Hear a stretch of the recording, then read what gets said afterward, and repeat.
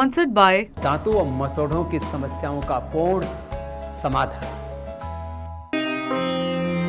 The US State Department spokesperson Matthew Miller, while responding to a media reporter, said that the US does not dictate to Israel or any other nation. However, the media briefing room soon burst into laughter as Miller was left struggling for a comeback after a journalist made a well-timed jab about the US's meddling in other nations. Just as Miller was responding to a question saying that the US does not dictate to Israel or any other nation what it must do, he was interrupted by a journalist who stated, unless US invades them. Though Miller let go of the inquiry with laughter, the issue of US meddling is a serious issue, with many countries actively accusing it of intervening in their countries as well as external affairs. One thing I will say about that people often tend to forget is that Israel, like other countries in the region, is a sovereign country that makes its own decisions. The United States does not dictate to Israel what it must do, just as we don't dictate to any country what it must do. We present what we believe are the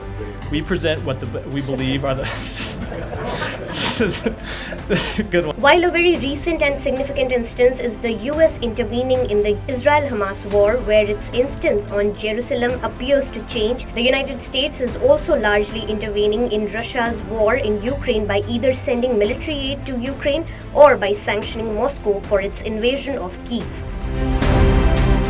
In view of Israel's counter-offensive against Hamas, there is a growing frustration in the Joe Biden's administration over Israel's handling of the Gaza war. Amid mounting civilian deaths and little to no headway in brokering a ceasefire deal, Biden is facing mounting pressure from Congress members and US allies to impose conditions on Washington's aid to Israel.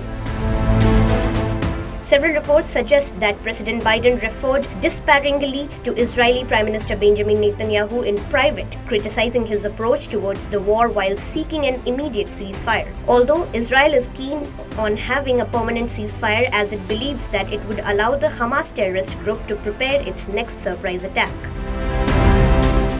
Moreover, the United States is largely intervening in Russia's war in Ukraine by either sending military aid to Ukraine or by sanctioning Moscow for its invasion of Kyiv. Earlier this week, the US raveled a set of fresh sanctions on more than 500 targets in response to Moscow's ongoing invasion of Ukraine. The US also came down heavily upon Vladimir Putin when the news about the death of Russia's key opposition leader Alexei Navalny broke, alleging the Russian president of conspiring his death. President Joe Biden even went to meet Navalny's widow, Yulia Navalny, and later imposed sanctions on Moscow for the death of Alexei Navalny.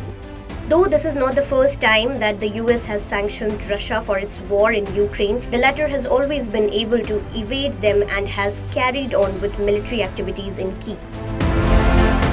Since the declaration of Bangladesh polls, the US has been actively intervening in Bangladesh's election process. Last year, the US pushed Bangladesh to ensure democracy in the elections, stating that if any individual is undermining the democratic processes would face visa restrictions. Whereas when Bangladesh poll results were announced, the US said that they were not fair and free.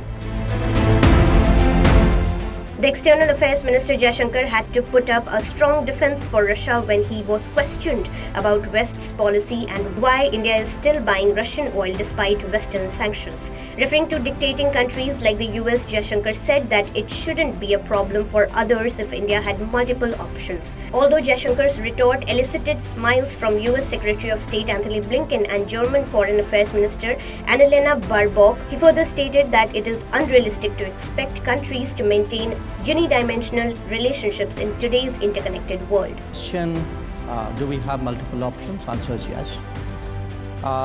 Is that a problem?